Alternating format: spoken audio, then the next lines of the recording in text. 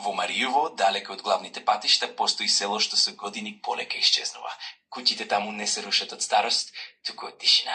Луѓето си заминуваат, а селото останува да брои. Така велеа старите. На крајот од селото, покрај една сува долина, стоеше куќе со 2 ката и прозорци, што никогаш не се затвораа до крај. Никој не живееше во неја веќе 30 години, ја викаа куќата што брои. Никој не прашуваше што брои.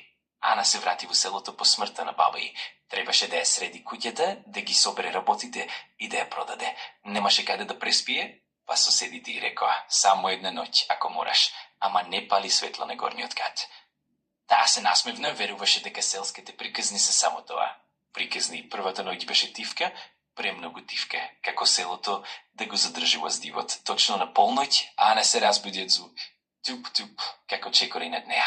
1, 2, 3, некој броеше. Полека со паузи. Се уверуваше дека е сон, куќата беше стара, дрвото пука, ветерот прави чуда, но броењето продолжи. Тогаш свати нешто што ја заледи крвта, чекорите не одеа напред, се движеа во круг.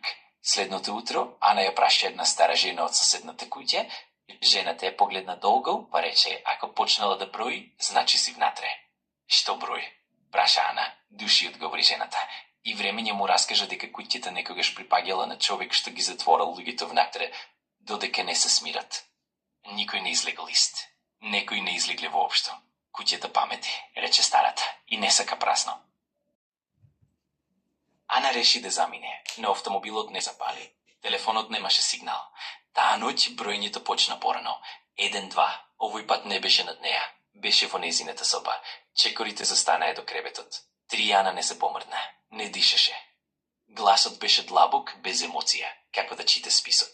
5, тогаш нешто седна на работа од креветот. Следното утро Ана се најде пред скалите. Не се сеќаваше како стигнала таму. Само знаеше дека мора да оди горе. Горниот кат беше празен, но на зидовите имаше гребнатини, како некој да броел со ногти. На средината од просторијата стоеше стар стол, на него книга. Отворена, на секоја страница, број и име. Последното име беше незиното. Бројот до него недовршен, ногта дојде без зајди сонце. Се стемни одеднаш, гласот повторно почна. Ана се обиде да излезе, но вратите не водеа никаде. Само во други соби од истата куќа. 7, секој број ја правеше потешка, како да тоне во подот. 8, куќата дишеше. 9, тогаш Ана свати кога броењето ќе заврши, таа нема да биде повеќе гостин. Соседите ја најдоа куќата отворена. Ана ја немаше, само книгата затворена. Со ново име, од тогаш селото изгуби уште една куќа.